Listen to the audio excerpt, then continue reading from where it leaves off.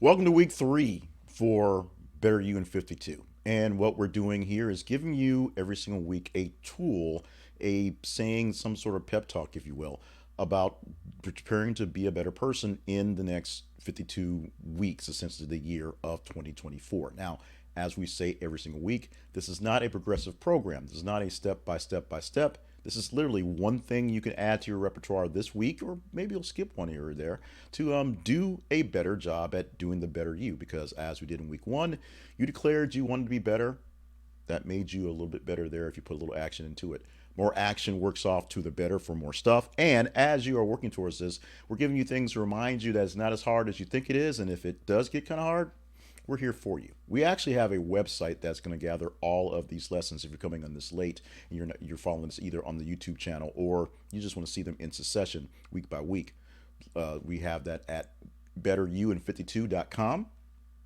We'll see how well we get that with the upkeep this year. So check out betteryouin52.com and you can reply back to the comments in either the videos or at the website, or you can email me directly at jclevelandpayne@gmail.com. It's that simple.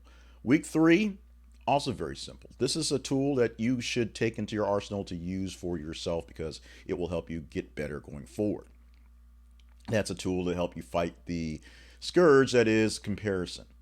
Now, comparison can be sort of a good thing when you see someone doing something well and you want to have that thing, so you find a way to try to emulate that. That's great. Comparison on that level can also be bad if it turns into jealousy and rage that they have it, so you either want to destroy them for having it or just be angry about it and not do anything. But the thing we're focusing on today is on the better you part. This is the assumption that you don't think you're all that great. In fact, there's something in your life that's not going very well at all, something that's kind of bad, something that's kind of awful, kind of just terrible. But the problem that you have is that you are sucked into the whole my life is bad thing and I cannot fix it. Anything can be adjusted, anything can be fixed, any issue is temporary. Everything's temporary other than death. And while there are serious illnesses, and not to be glib or flip about it, that may not have much of a lifespan in going forward, make your plans be a little bit more determined, if you will. There really is nothing very much for a general healthy person that they can't not overcome, or they, with a change of mindset, realize they don't need that. Once you realize, like I realized, that I'm short, I gave up my want and desire to play center in the NBA because it was not going to happen. I still love basketball. I still love sports. Still love dealing with the era of sports. In fact, part of that drove me to my love of working in radio and working in sports radio and producing sports over the radio, football and basketball and volleyball. I love listening to the stories and being told on the radio. I'm just a nut like that. But that's something that kind of grew into that. Plus, love of radio as well. But I'm not going to play basketball. Didn't play it in college and wasn't going to play professionally. I played in high school essentially because I brought the Grayport Average up and they had an extra uniform that fit. That's how I made the team in high school. A lot of great things happened for making the team, but my career as a baller was extremely short and extremely much of a blink. Really much to that. So the bad thing was I wanted to play basketball. I wanted to play organized basketball. I wanted to be good so bad, and I actually couldn't do much about that one. But change of mind frame, realizing what I could actually do with that, worked out as well. In contrast, this year, past year, 2023, was a terrible year. And for a person who tends to have really bad things happening throughout years, this was a particularly more terrible year than others. It started out okay, things were what they were, but there was stress at the day job. There was stress working my side gig video things going on. There was stress working my other side gig, which was the marketing and managing stuff, helping people with personal development, and just a lot of things just were not going well. Then in March, tornado hit my town in a place that normally isn't hit by tornadoes. Arkansas gets tornadoes every couple of years. A small town, a small area, a rural area basically gets hit, and they're rebuilding from that one. This was a totally different thing in the middle of the heart of the capital city where I live. My house, not completely destroyed, but it's unlivable and need to be fixed. And it is now 8 months until past that, and who knows how many months until it's fixed because of some very, very last minute things that are popped up.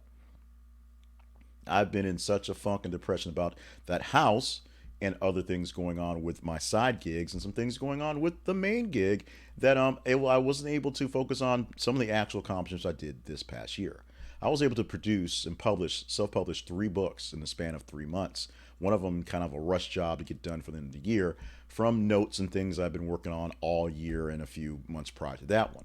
I was able to get something finished, get something done, make a few sales, do a couple things. But the bad that was focused on for not having the house and having the family depressed and just not being able to have something that was stable was an issue.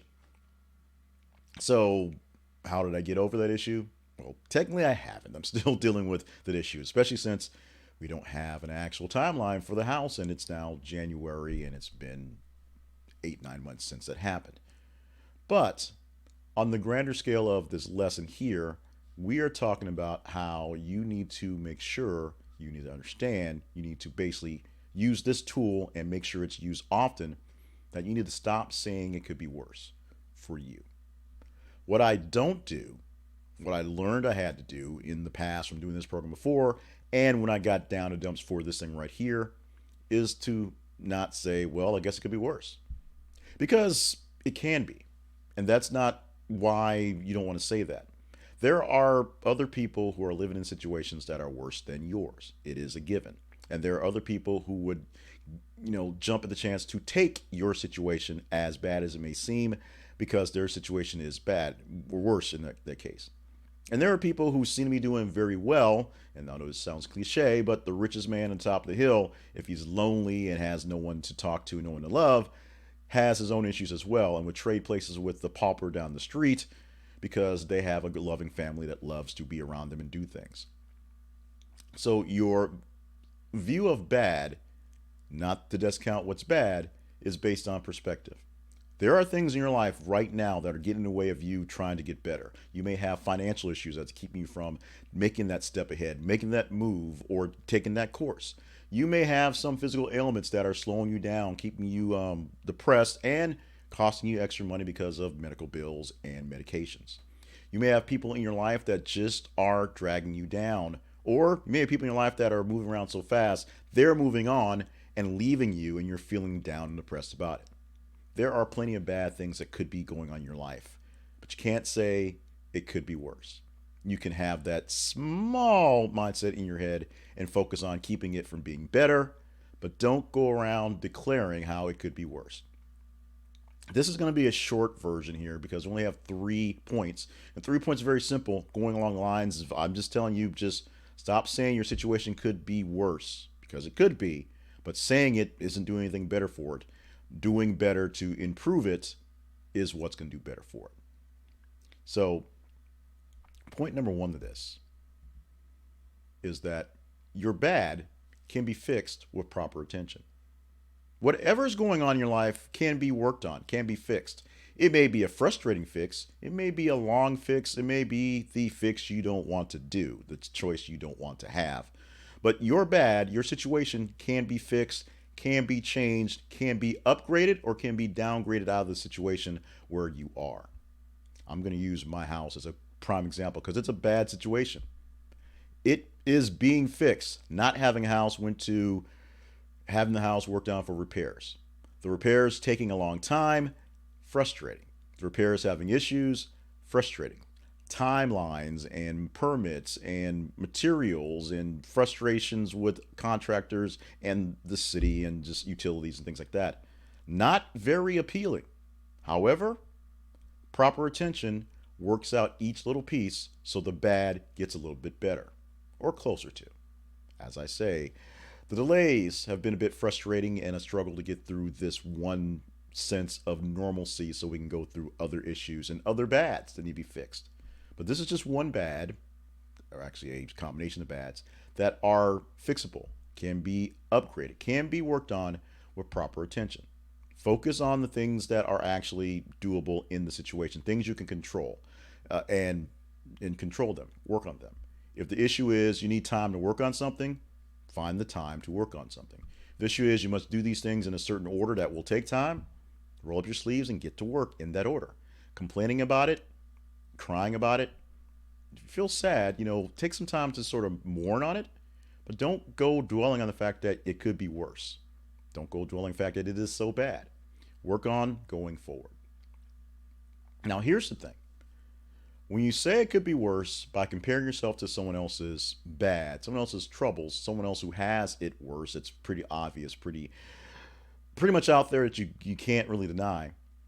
Just like you can't compare what you're doing to how bad it could be in your life, what could make it worse, you can't do the same with others. This is because your bad is just as valid as others' bads. Just because other people have it bad and may have it worse doesn't mean your bad is any lesser. So you should feel that it needs to be dealt with. You should be angry that the people who are in charge of these things aren't taking the scope to get things done. You can feel bad about your bad and not try to wave it off as not as bad as someone else's. So you shouldn't really worry about it and deal with them. If you got bad working on, proper attention needs to be dealt with to your bad. If you can assist other people in their issues and it can make you feel better, make you feel a little lift in your spirits, that's awesome. If it can actually help you gain something towards improving your situation, that's even better.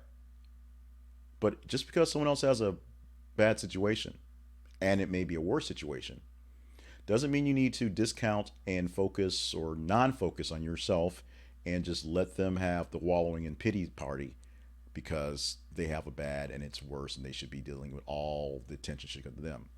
Attention can be shared. People can worry about more than one person in bad situations at a time. So if your bad is bad, get some help with your bad while they get help with their bad. There it is. As long as you're not stealing resources from them that is rightfully theirs, then the resources can be rightfully yours. Works like that. Finally, all right, this is the tough one. It's hard to people to quantify sometimes. You never have to live with bad. Because just because something is terrible doesn't mean you have to wallow in the pain of it in any way.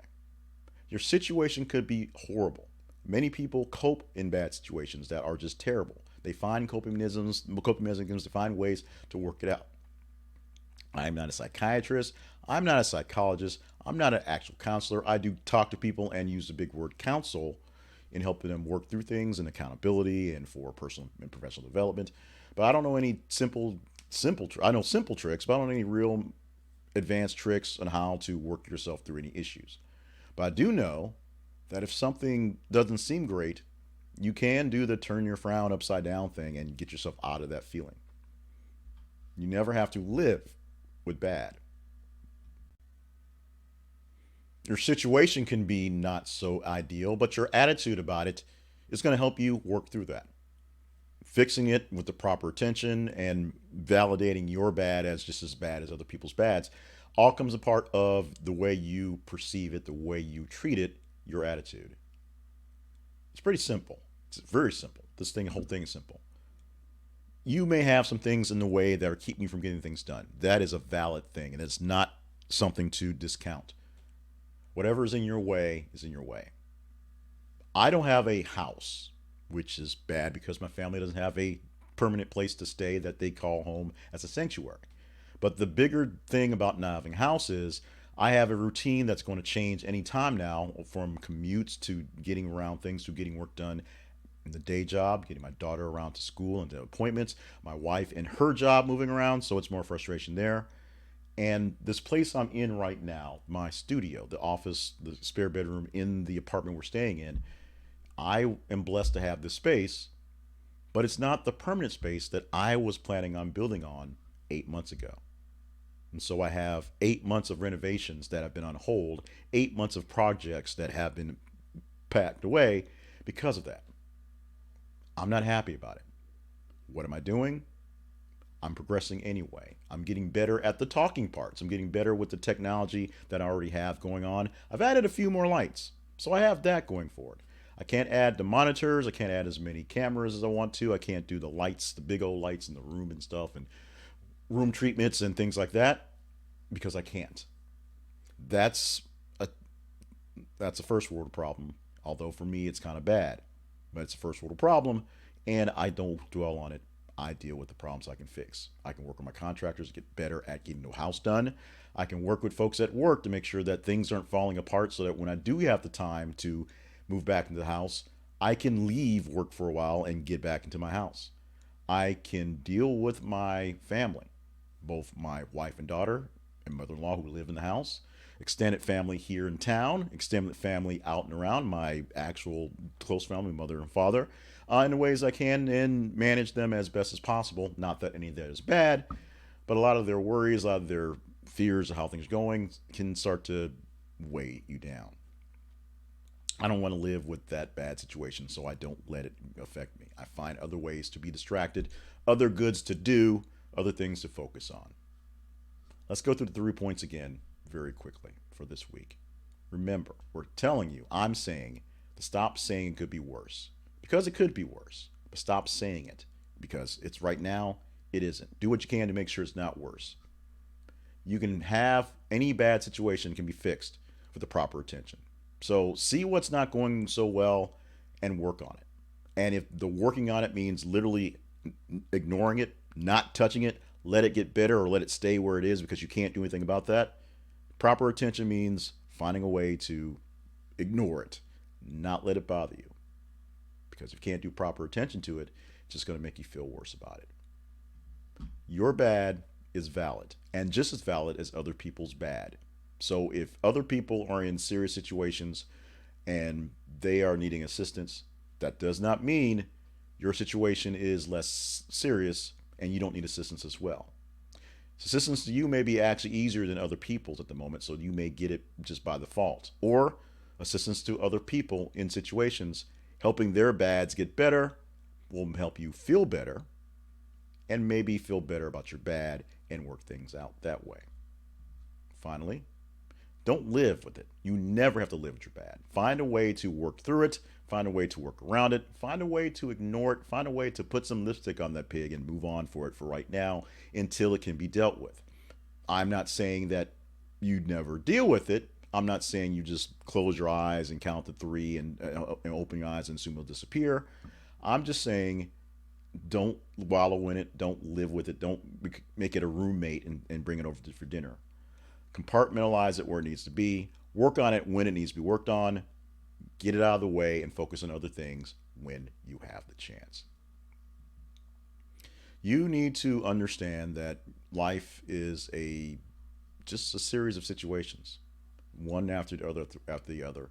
Some of them will be pretty neutral. They'll just pass. You won't think about them. Some of them will be great and awesome. You want to hold on to them forever. You want to string as many of those as possible so the feeling stays with you for as long as possible. And some things will be bad. But focusing on the fact that they could be worse, might as well make it worse because then you'll have that in your head. So focus on making your bad better. I don't want this to sound contradictory. Focus on making what you got going on better so you're in a better situation. But don't dwell on the fact that, oh, well, I got a one flat tire, but could have had two. Don't think that way. Just think, oh, well, we're going to work on this thing going forward and we're going to get through this thing as quickly as possible and not worry about it going forward. Focus on your bad getting better, not your bad being a worse situation. So you start thinking, I have to prepare for that thing as well because that's what's going to happen. You're going to get in your mindset that that worst thing is right around the corner and you're going to start doing more prep for the doomsday stuff as opposed to packing for the picnic that's coming after you clear your bad situation. Visit us at betteryouin52.com and we'll have these videos and more commentary for you to go through on these things. Send us some comments, send us some feedback wherever you found this video, and hopefully you're finding it in a well place. And if you're going through some bad stuff, reach out. We'll chat. We'll talk. We'll see if there's anything I can do, even in my bad, to improve on your bad situation. And maybe you've got the thing to help improve mine, and we'll feel better together. It's not much I can offer, but I can offer you that. Thank you for being with me for Better You in 52. Another great tip, and we are going to just sort of speak it into existence. Another great tip, another tip coming next week for week number 4. We're going to say it's great. We're going to post it out there for the world to see. We'll, I guess, let you be the actual arbitrary judge of that. And if you have any suggestions for things that you are looking to hear for in Better You in 52, We've got 52 weeks going forward. We're only down to week 3. Plenty of time to shuffle things in and out that may be more relevant for you.